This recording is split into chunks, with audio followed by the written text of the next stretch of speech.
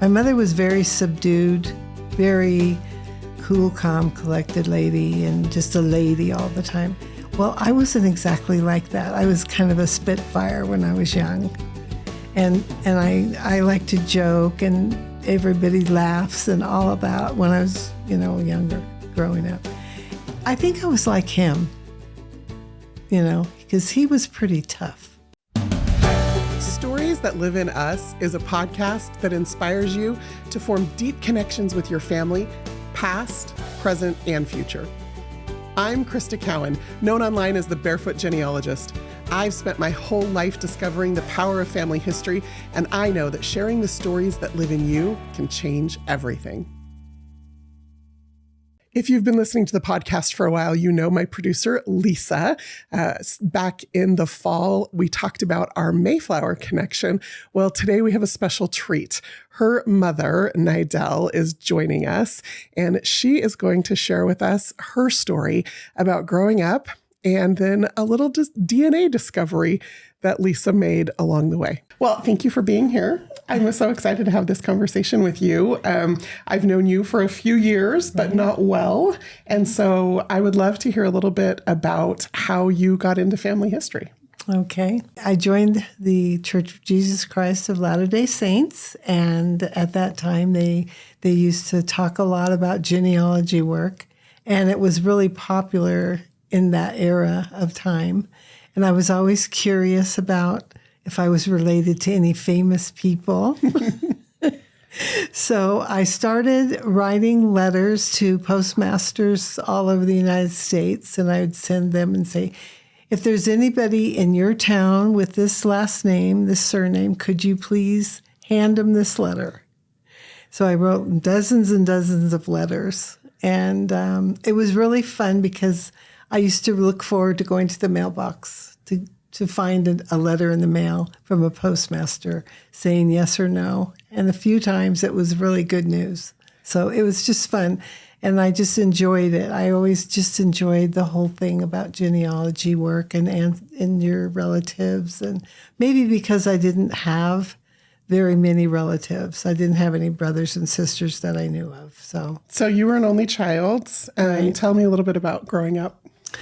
Well, when I was very young, I used to love to go across the street to the school I went to. I lived right across the street, and I used to love to roller skate, ride bikes, play on the gym, and I also enjoyed dancing. I remember the little girl across the street.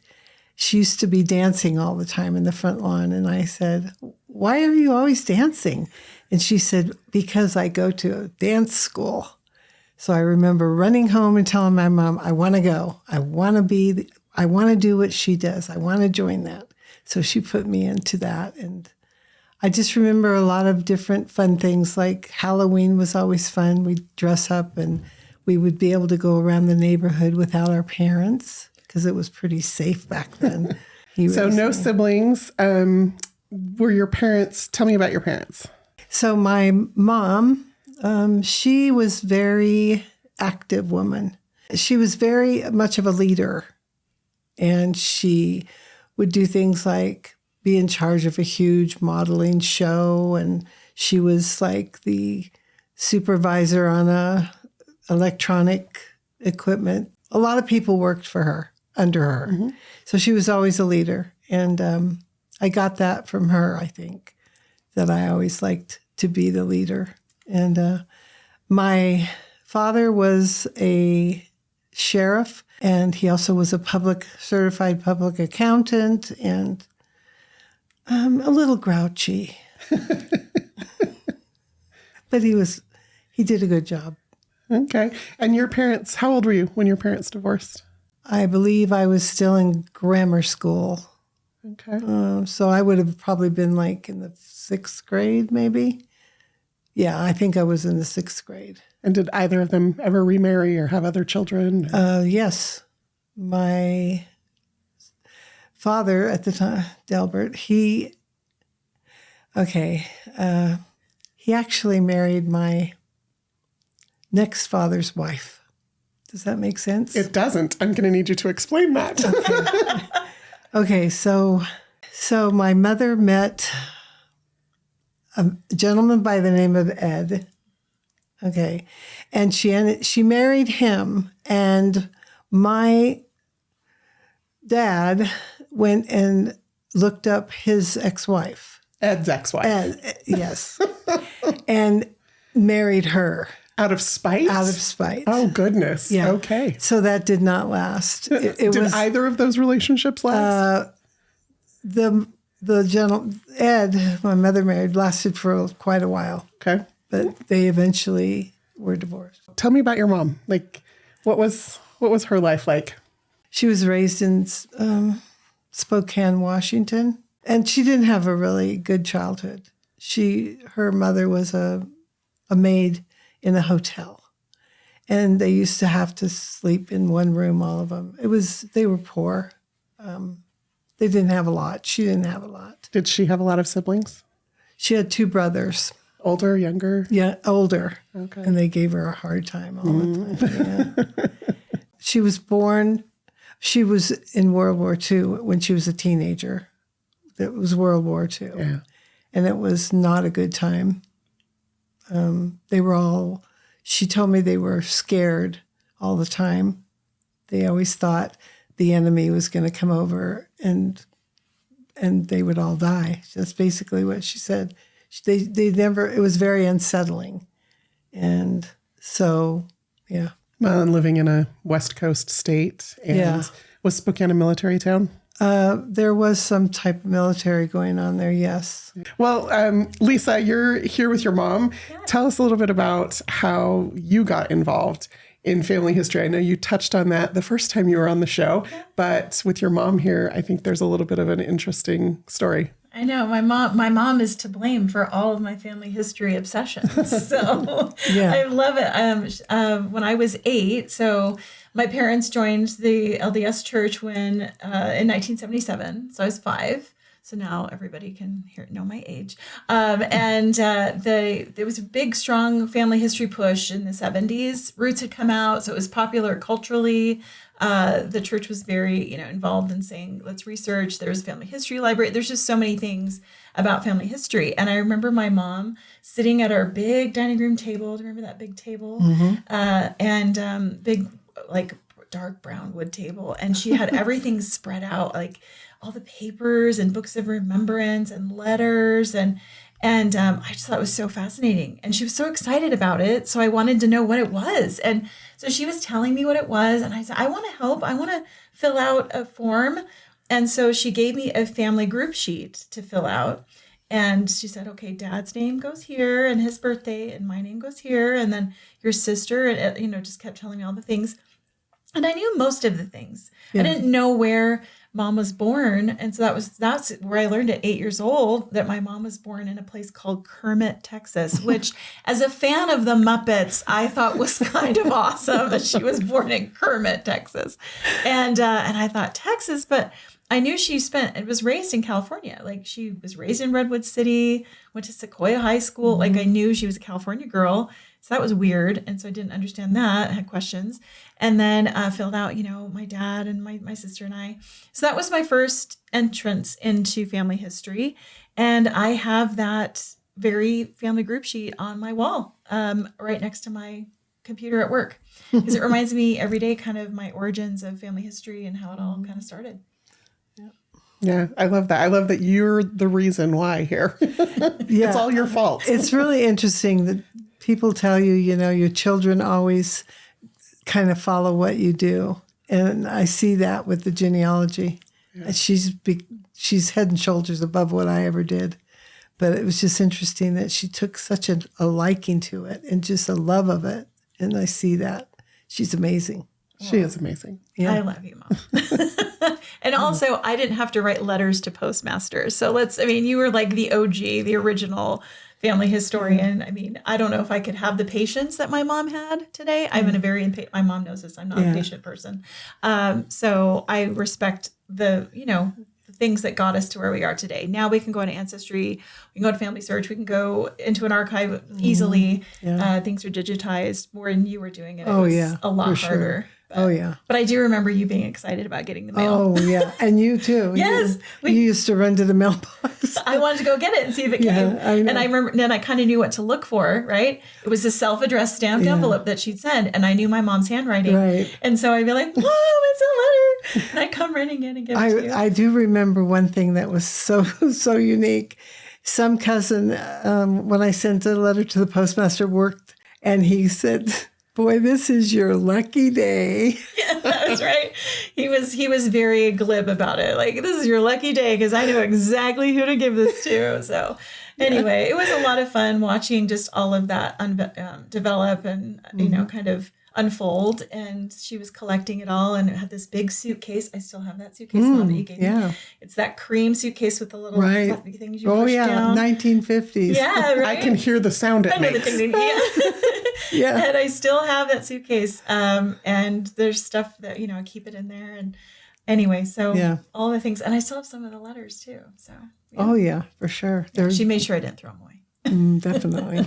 Gonna have to digitize those. Yeah, for sure. So Nidel, you started, in the early days with all the letter writing and the microfiche moving around and the microfilm scrolling. And I mean, it was a really labor intensive experience.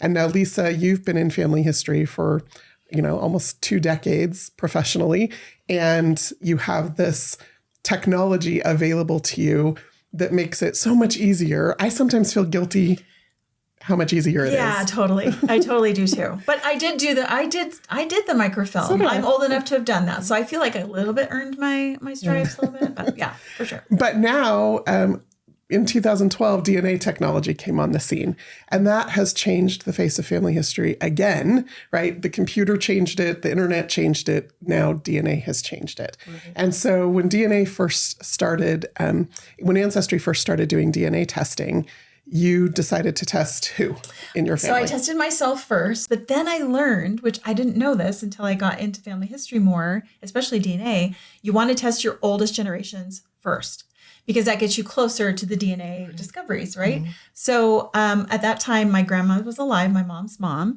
and my parents. So I tested all 3. I tested my parents and my grandma, and I was like, we're going to find out some stuff, and it's going to be great. And they were all in. They took it, and I got the results, and there was like, oh, look, we're Irish. No, shocker. Or we're German. My mom's side, we're German, and a little smattering here and there of some trace things that you're like, I don't know what that is, but the majority of all the ethnicity was pretty spot on. And then I kind of didn't look at it again for a while, because if anyone knows, it's like the shoemaker's kids, right? How long? Goodness, that's a really good question. I would say years, meaning that I didn't go into my matches a whole lot, because my mom and I had done the tree and my dad's tree too. We did my dad's side, and we had it pretty far back. Yeah, we had did. Like Mayflower ancestry on your side. We had a couple brick walls on my dad's. Yeah, president relationship. So it did work out. I was famous. You found somebody famous. Someone famous. So I just felt like I knew my tree, and I didn't want to go in and dive and do all the matching, because I knew how much work that was, and I just hadn't done it yet. And so I didn't do it until a new product from Ancestry came out.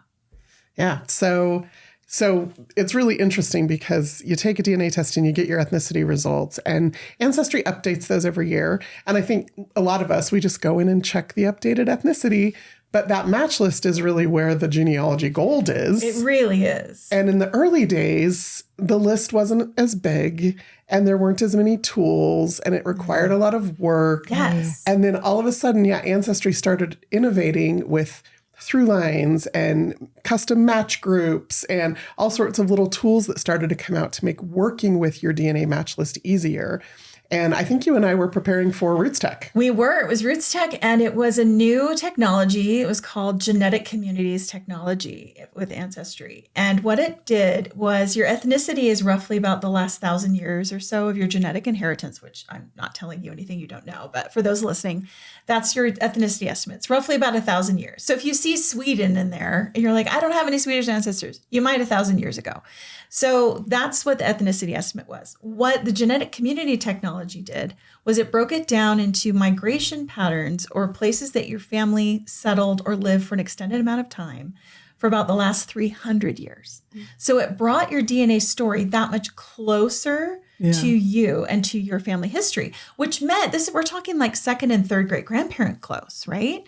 And so that's interesting to me because I can find those people. If I have a community listed, I can go and see, where are the people that lived in that community? So that technology came out. We were preparing for Roots Tech and we were learning all about it. So we could then teach people how to use it at the conference. Yeah. And so some late nights, you and I trying to learn the technology, trying to put together the presentations for the conference. And you went into your results or your mom's results? So it was after the conference, actually. So I learned, I was, doing all the things and telling people how great it was. And I had someone come up to me and saying, why do I even care about this? And I was like, wow, okay, that's a question. And so I was telling her all about why matches were so great and why this technology is so great. And she kind of bought it. But then at the same time, I was like, maybe I need to go dive into my own matches so I can have some personal experiences in working with the product, not just everyone else. So that night, or that next day, actually, the whole day, I just stayed in bed because I was exhausted from Roots Tech. And I stayed in bed and I just worked on my matches. And I thought, well, I'll just go to my mom's first because I know my mom's tree. So let's go look at my mom's matches, get them sorted out into the communities, blah, blah, blah. So I went into the communities and that's where all the surprises began. So do you want me to go into that? Yeah. Your first surprise was what? My first surprise was my mom's very first genetic community. I think I've told you this, Mom, that it was Quebec settlers. Mm-hmm. Yeah, we don't have any French people in our tree. We don't have any Quebec. My mom has no Canadian people in our family tree. We have German from Delbert's side, and from Grandma's side too. Right, mostly all German. German and then English on Clodfelter's side and Swiss. And anyway, we knew our tree and I was like, okay, we have this. And it wasn't just Quebec. It had sub-communities that pinpointed like St. Lawrence River, like right in this little spot. And I immediately thought what probably a lot of people think, like, Ancestry got it wrong. Like, this is totally wrong. Like, I don't know what happened with the technology, but this isn't right. And so I thought, oh, no, you know what it is? I probably didn't extend one of the lines far enough. Like, I didn't find something. Mm-hmm. So I immediately was like, okay, well, the best way to figure this out is to go look at the matches, right? And see what the matches are telling me. Well, I knew all of the close matches, like some of the people that were first cousins and things like that. Mm-hmm. So I went to the second cousin range to go start seeing if I could figure out how they're related to my mom. And that's where the story kind of kicked off. Yeah. So it was definitely a like, excusez-moi moment. Like, where's Quebec coming from? So, yeah. Did you contact your mom right away or did you have did you sit in the confusion for a while? Yeah, I kind of sat in the confusion and then I was like, Mom, the craziest thing, it's telling us we have French ancestors. And I took French in college and in high school and my mom knows how much I love French food. And so she made a joke about how like, well, maybe it's some long lost French ancestor, because she knows that I love French. And she had 1% French in her DNA results, which could be a trace of anything, right? So yeah, I think I mentioned it to her, but she didn't know. We didn't really discuss it very much. No. So I just kind of went on my own to kind of see if I could figure out. And boy, did I figure some things out. You did. So you had a second cousin match that was probably the key to the. There were two. Yeah, there were two second cousin matches that didn't match each other. So I knew that they were on either side of some part of my mom's tree, right? Because they didn't match each other. And found the second cousins, looked at the tree, and none of that tree looked familiar to me. None of that second cousin. I'm like, okay, second cousin means you share a great grandparent. Like I knew my great grandparents. I knew all their names. I'd researched them with my mom my whole life. And so I was like, something's weird. Oh, maybe they're adopted or something. I thought, okay. So then I went to the other second cousin match. Same problem. Don't know any of those great grandparents. Nothing was coming up. Nothing was making sense at all, right? So then I figured out, okay, the common ancestor on this one second cousin match, the common ancestor's last name was Lounsbury and Allward. The second... I love that name, Lounsbury. Lounsbury. It's really sophisticated. Yeah, it sounds very posh. And then the other side of the tree was Riley. Yeah. So I don't have any of those names in my family tree. And then there was no French, so I didn't understand what was going on. So everything was mixed up. And I figured, I knew it had to be on my mom's dad's side. So my grandpa Delbert, Because side. your grandmother had tested. Right. And she didn't match any of these exactly. people. My grandmother had Right. tested and none of these matches were hers. So it had to be my grandpa Delbert's side. So all of a sudden I was like, is my grandpa adopted? Like, Yeah. I thought Grandpa Claire was Yeah. adopted. You told me this. Yeah. Yeah, I'm like, Mom, your dad might have been adopted. Mom was like, I don't think so. She looks just like his parents. Yeah, definitely. So I was just confused. And what do you do when you're confused? You phone a friend. So I phoned you. Yes, I remember. She did. told me, yeah. And you're the one that kind of brought the whole thing to light. Well, you know what? I think sometimes, especially when it's our own family, especially when we're so invested, Yeah. our own bias comes in, right? Like we don't want to think that there's something wrong with our family, more wrong than, all families that are messy. But I think, you called me and you're like, I think my grandpa's adopted. Yeah. And you were showing me the evidence you'd collected and the matches and the trees that you'd built for them. And I had to kind of nudge you past your bias. You're so sweet. Nudge me. You pushed me off a cliff. No. No, you gently said, Lise, I think you need to go down another generation. Yeah. And Go I a was different- like, wait, what? yeah. And she Look had into to that say it again. Yeah. Because I didn't quite understand what you were saying. And you're like, perhaps he's not your mom's dad. And you had to say it that plainly for me to really understand. Because the math wasn't, as we say, mathing. Yeah. The math wasn't mathing right for my grandpa to be adopted. So it looked like biological. And I knew my mom wasn't adopted because her mom was her mom in her DNA matches. So that meant Delbert was not your biological dad. Now, I didn't want to tell my mom that because, I remember. well, you didn't know that No, I I didn't know till you, later. Yeah. But you were nervous. You were so nervous. Yes, I was because I didn't want to be wrong. And I'm not saying that you were wrong, but I'm like, I need to prove this theory out first. So what you told me to do very wisely, again, because when it's this close to you, it's just a little foggy. Like I remember just being like, that was never even in my thoughts. Well, and you knew your grandfather. I knew him. I grew up with him. My grandpa Yeah. Claire. Like I have very fond memories of going out and feeding the deer. We lived in Paradise, California, and we'd do our vegetable scraps in the pie tin, and we go put it out on the path so the deer could. Like I had some good memories. Now, and you named your daughter after him. yes, my daughter's and my mom's maiden name was Claire, so my daughter's middle name is Claire, and that's so yes. And I mean, he was grouchy. Grandpa Claire was grouchy. I said that in a joking manner. No, but he was. Yeah. He was He grouchy. was a little bit. But he's also a World War II That's veteran. right. That's and right. he has gone through a lot. Yeah. He was on a B-17 bomber in the Pacific. He'd been through a lot. So, but I loved him and he loved me. And anyway, so it was hard. So I wanted to prove it out before I brought my mom into it. And one of the ways I could prove it out, first, let me go back. So you said to me, Lisa, go look for a marriage between Lounsbury and Riley. And I'm like, okay, bye. And I hung up the phone. She did. I did. I'm like, I'll call you right back. And I, just like naively thinking, I'm just going to find this right now. Well, I did because I did. And found it in 5 minutes. And I found a Harold Lounsbury marrying a Doris Riley. Then I immediately went to the 1940 census because the 50 census was not available yet. And I went to the 40 census and they had a son, Harold Lounsbury Jr. There was no other option for who the birth dad could be. So I think I looked at that and I thought I was staring at my mom's birth father, Harold Lounsbury. That's amazing. It was kind of crazy. Yeah. But I still didn't want to tell my mom because I wasn't sure. So I had to do just one last thing. Well, you were also afraid that it would hurt me or something. Yeah, I just didn't want to hurt you. And Grandma was still alive at the Yeah. time. So here's the thing that's crazy. My grandma is still alive. Like I could just have gone to my grandma and been, Grandma, tell me what's going on. Granted, she was like 90 years old. So she had a little bit of dementia going. But I just could have asked her, but I didn't want to hurt anybody. I wanted to make sure I was confident in what it was. And I didn't want to overturn the apple cart, as they say, too much. Because when you find out new things like this, I mean, people that are listening that have had these experiences know it can really upturn a whole family, right? And and this is my own family. And I mean, I love my grandpa Claire, but I also want to know the truth, right? I want to know what the truth is. So my last thing that I did before I thought I'd approach my mom is I tested her first cousin. That's Delbert's sister's daughter. Yeah. You're right. Delbert's sister's daughter. So, and I said, hey, do you want to take a test? Yeah. What do you think? Would that be fun? She's like, yeah. And I'm like, okay, great. So I sent her a test. I paid for it.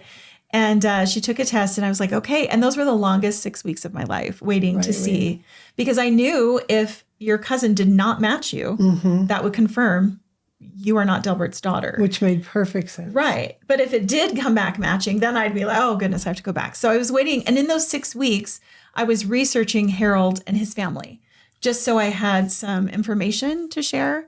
And sure enough, when you look at Harold's ancestry, Harold Lounsbury's ancestry, you go back to his great-grandmother, she's from Quebec. So there was the French Canadian that I didn't know where it was. And there it was. And well, I always wanted to be French. I know, Mom. We're kind of bougie like that. Dad always says we have champagne tastes on a 7-Up budget. I know. You got that right.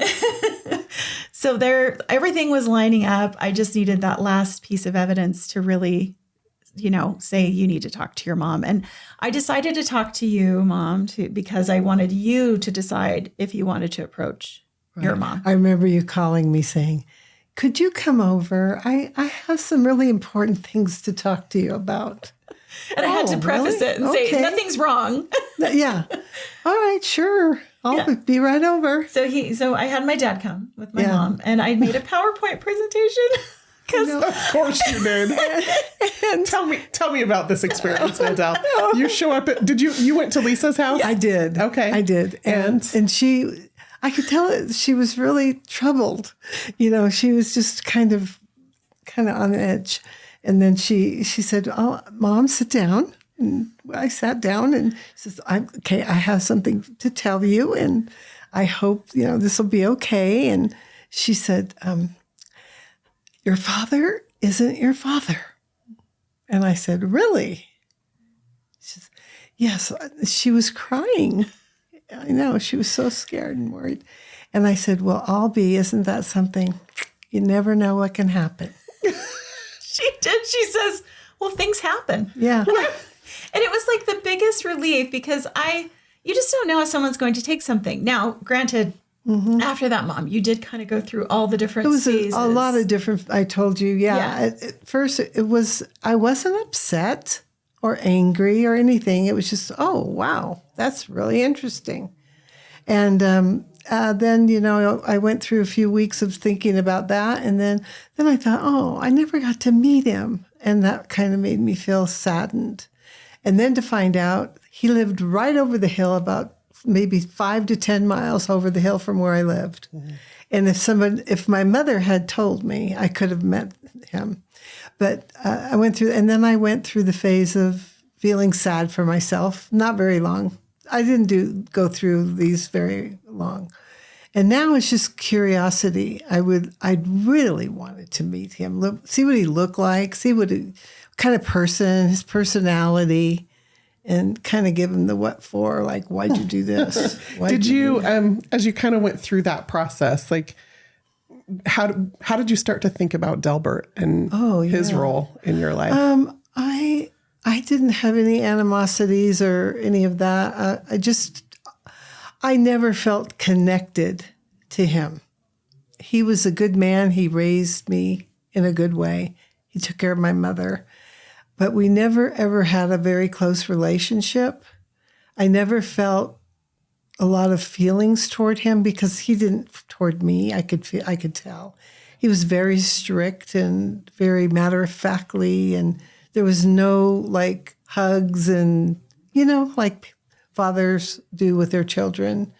And I always wondered why we were so distant. And I didn't look anything like any of the relatives, his sisters, brothers. I just never really was that connected to him, so it didn't hurt I don't know exactly how to explain it. Yeah. You said it made sense, right? Oh, yeah.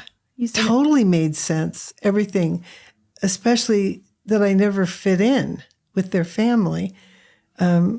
We joke, but my mother used to take me back to visit their family, and it was like the whole family, and they have a huge one, used to come over. Nidel's coming, and everybody'd come to stare at me, and it was just odd. Everything was kind of odd. You said you feel like you're the only one who didn't know that Delbert wasn't your dad. I honestly think I am the only one that didn't know. Okay. And that was interesting. I think that was one of the most interesting things is that all these years, I'm 81 right now, but for all those years, I never put two and two together. I don't know. And it never slipped out. And all I can say is those relatives are pretty quiet. And grandma too. And then grandma. And then I remember that you said, I don't know if I want to talk to grandma. She's so frail. I don't want to upset her. But then I know my mom within like 10 days, you're like, I'm talking to grandma. I'm talking to my mom. How'd that conversation go? Yeah. Well, I just walked in, sat down and started to talk to her and said, Mom, I want to ask you a question. I found out and I realize now that my father is not my father. Is that right? And she just sat there for a minute and said, yes. And how do you feel about that? And I could tell it was pain. Oh, I don't mean to cry, but I said, it's okay. Why didn't you tell me? And she said, because I didn't want to hurt you. And I thought, I said, you wouldn't have hurt me. That's just, it happens to lots of people. And I think it was a generational thing. She was in the generation, didn't accept things like that. Today, it's not a big deal. And I've always been a pretty laid back person about, mistakes people make and accepting others for who they are. And those things they're just so minuscule compared to life and trying to live it and get through this life. Those are just really minor little hiccups, So I told her, don't ever think I would have been mad at you. I'm not mad at you right now. I'm just really not. She says, well, I really made a lot of mistakes. And I said, we all do. So what? How old was she when you were born? How old was she? Teenager. 17. Yeah. Yeah. Yeah. She met him at what do they call all the Army people? Like a USO dance? Yeah. A USO dance. And they fell in love, whatever, had an affair, and he was shipped out to go overseas and fight the war. And she was a kid. And she was scared. Yeah. And she was, like I said, she said they were all worried and they were all scared about what was going to happen. And I think they were trying to live their life in the last year of you know what I mean? Like this, we got to do everything we want to do. I don't know. But it was so silly. She never told me. Yeah. I said, if you would have, I could have met him. And then my favorite thing she also said is, when my mom was talking to her about it, she says, Lisa figured out, looking at the DNA and then you told me Grandma said. She said, I knew it. I knew when Lisa got into that business and she wanted me to take a DNA test, I was going to be found out. Yeah, she said, I thought she'd figure it out. Yeah, that's what she said. Yeah. And I'm my grandma was very cheeky. She was always loved a good laugh and would laugh. Yeah. And for her to say that about me, I thought was kind of funny. Yeah. I thought it was really kind of sad, though, because I think they really loved each other. But they got, my thoughts have been, they probably, if it was different times, not during the war, they probably would have got together. Yeah. But he shipped off and she found herself pregnant and Delbert came along.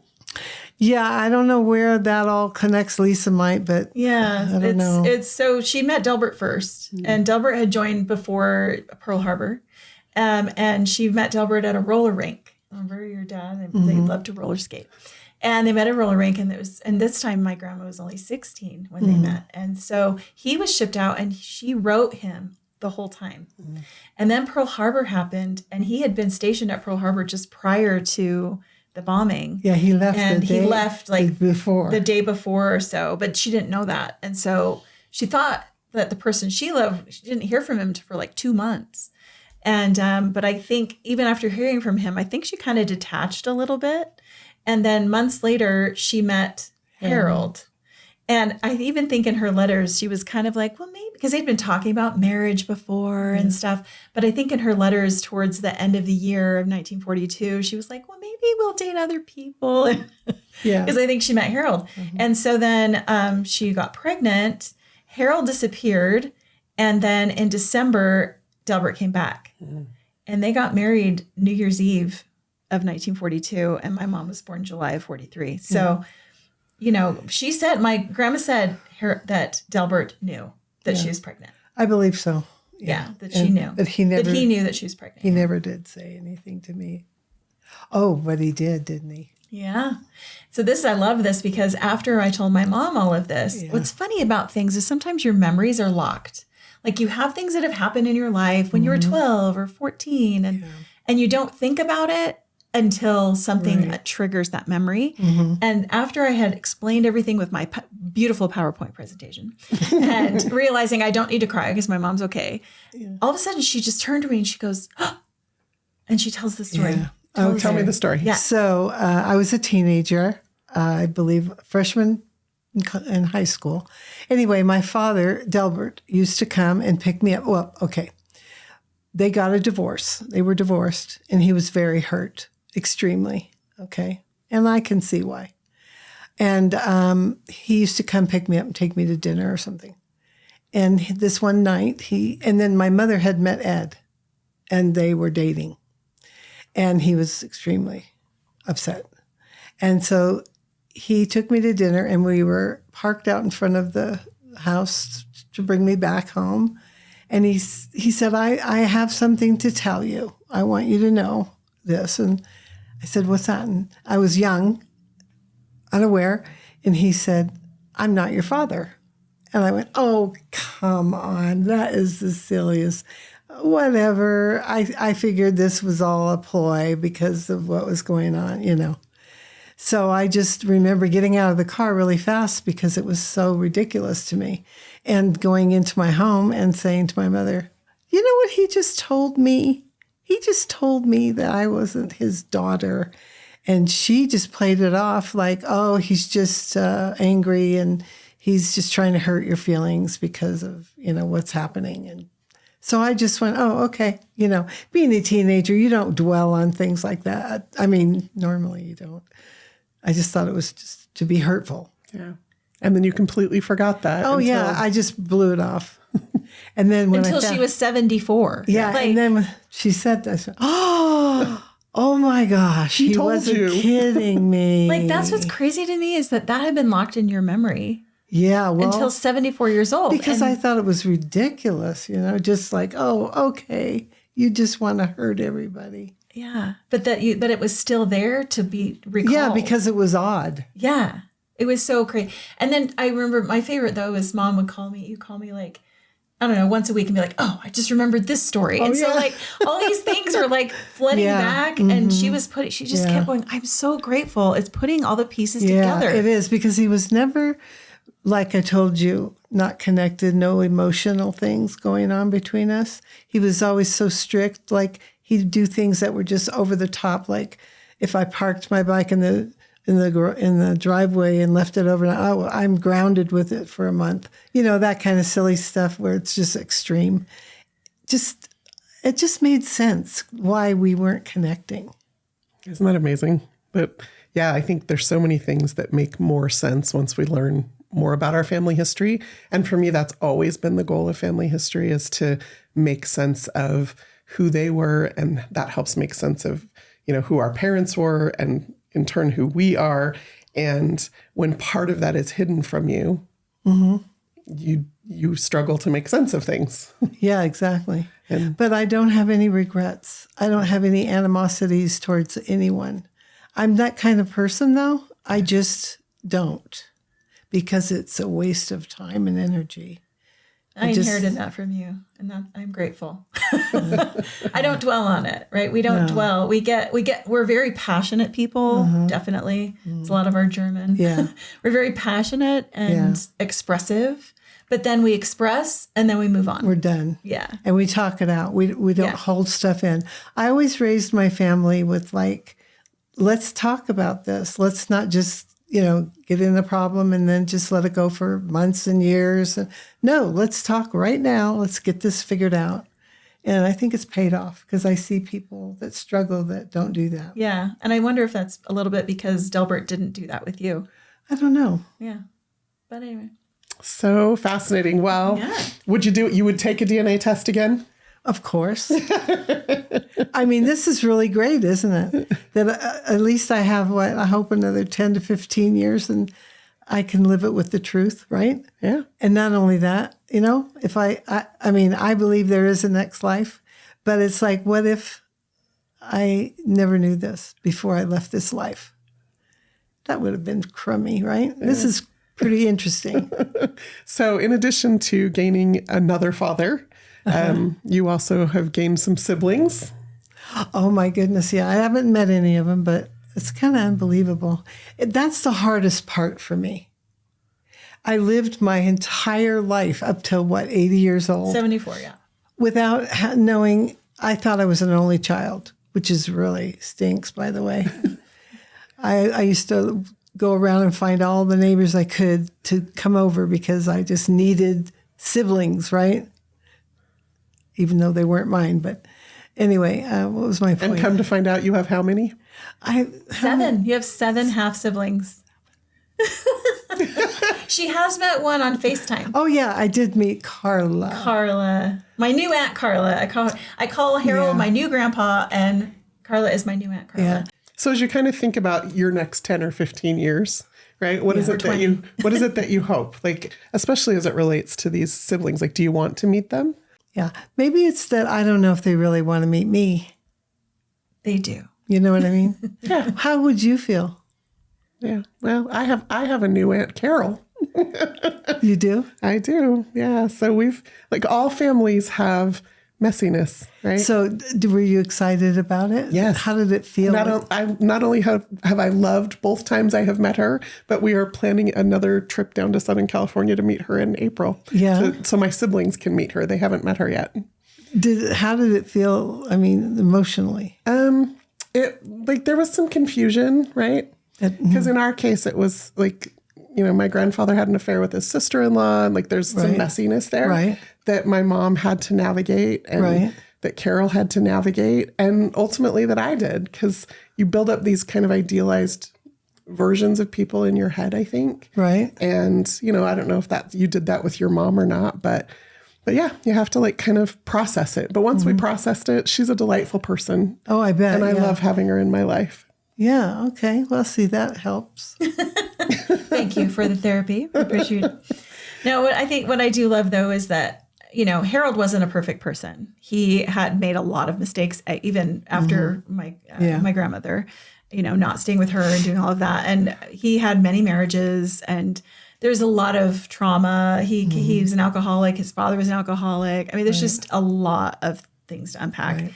But what I do love is, like my mom said, she has the truth. She understands herself a little better. Mm-hmm. And also we found some really amazing family history stories that we can then share with our kids, with her grandkids or great-grandkids eventually, if we ever have them.